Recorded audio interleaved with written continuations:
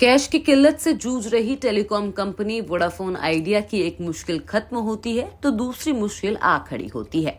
Operations चलाने में पूंजी की कमी के चलते रिलायंस जियो और भारती एयरटेल के मुकाबले में खड़े रहना वोडाफोन आइडिया के लिए एक चुनौती पहले से ही बनी हुई है। साथ ही हर महीने लाखों की तादाद में इसके कस्टमर्स भी कंपनी को टाटा बाय बाय बोलकर जियो या एयरटेल का हाथ थाम लेते हैं।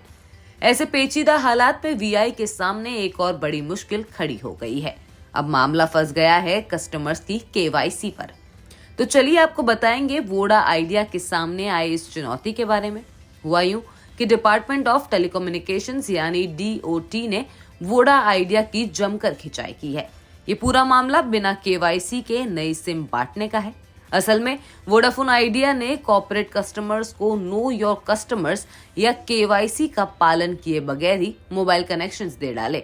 सरकार का नियम है कि किसी को भी बिना प्रॉपर केवाईसी के मोबाइल सिम जारी नहीं की जा सकती है।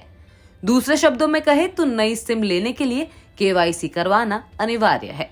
मोबाइल फोन्स के जरिए होने वाले साइबर फ्रॉड को रोकने के लिए सरकार ने ये नया नियम लागू किया है। ईटी की खबर के मुताबिक 29 दिसंबर की अपनी चिट्ठी में डीओटी ने वीआई से सख्ती से नियमों का पालन करने और इस तरह की सभी कॉर्पोरेट मोबाइल सिम्स को डिस्कनेक्ट करने के लिए कहा है। टेलीकॉम कंपनियों को 1 दिसंबर 2023 तक कस्टमर वेरिफिकेशन रूल्स को लागू करना था। अब कॉर्पोरेट कस्टमर्स को सिम देने में वोडाफोन आइडिया ने इस नियम का उल्लंघन किया और वो डीओटी के हत्थे चढ़ गई। हालांकि खबर के मुताबिक वीआई का दावा है कि उसने सरकार के केवाईसी नियमों का पूरी तरह से पालन किया है। कस्टमर वेरिफिकेशन को लेकर डीओटी के निर्देश बताते हैं कि किसी भी कंपनी को जारी की गई सभी बिजनेस सिम्स डीएक्टिवेट रहनी चाहिए। इसमें कहा गया है कि टेलीकॉम ऑपरेटर एंड यूजर्स के केवाईसी डिटेल्स हासिल करने के बाद ही इन्हें एक्टिवेट कर सकते हैं।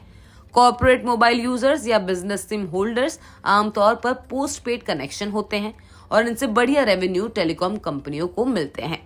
इसी वजह से कॉर्पोरेट मोबाइल यूजर्स को आम ग्राहकों के मुकाबले कंपनियां ज्यादा बढ़िया डेटा और वॉइस ऑफर देती है। वोडाफोन आइडिया को नए कस्टमर्स हासिल करने में काफी मशक्कत करनी पड़ रही है। नकदी की भारी किल्लत से जूझ रही वीआई के हर महीने यूजर्स उसे छोड़कर जा रहे हैं। कंपनी रिलायंस जियो और भारती एयरटेल जैसे बड़े दिग्गजों के सामने मुकाबले में टिक नहीं पा रही। नई फंडिंग हासिल करने की कंपनी की योजनाएं भी पूरी नहीं हो पा रही। साथ ही 5G को लेकर भी वीआई जियो और एयरटेल से काफी पिछड़ चुकी है। इन्हीं तमाम फैक्टर्स के चलते वोडाफोन आइडिया के मोबाइल रेवेन्यू के दिसंबर तिमाही में स्थिर रहने की बात एनालिस्ट कह रहे हैं। दूसरी तरफ माना जा रहा है कि रिलायंस जियो और भारती एयरटेल दोनों ही तीसरी तिमाही में मोबाइल बिजनेस में बढ़िया सीक्वेंशियल रेवेन्यू ग्रोथ दर्ज कर सकती हैं। हालांकि वोडाफोन आइडिया के शेयरों की बात करें तो कारोबार के पटरी पर लौटने की उम्मीद में इसके शेयरों ने हाल के वक्त में तगड़े रिटर्न दिए हैं। बीते 6 महीने में ही ये शेयर 117% से ज्यादा रिटर्न दे चुका है। गुजरे एक महीने में ही वीआई का शेयर 21% से ज्यादा चढ़ा है।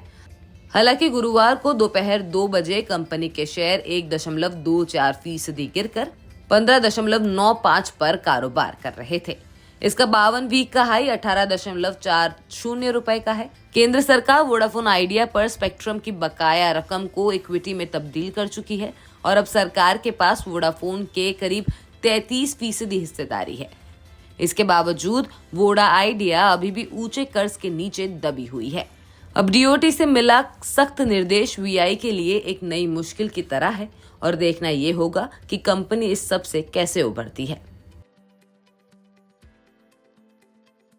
बिस्तक आपके लिए लाया है प्रीमियम मेंबरशिप प्रोग्राम, जहां आपको मिलेंगे कई सारे फायदे, जिनमें मार्केट न्यूज़लेटर, लाइव चैट पर आपके सवालों के सबसे पहले जवाब, मार्केट आउटलुक, वीकेंड पर मार्केट स्कैन, एंकर्स के साथ चैट और भी बहुत कुछ। इस प्रीमियम सब्सक्रिप्शन में 3 तरह के प्लान्स हैं, सिल्वर, गोल्ड और प्लैटिनम, जिनकी शुरुआत मात्र 159 रुपए महीने से होती है। इससे जुड़ना भी बेहद आसान है। बिस्तक के YouTube चैनल पर जाएं, ज्वाइन बटन पर क्लिक करें और अपना प्लान सिलेक्ट करें। बस बन गए आप हमारे प्रीमियम मेंबर।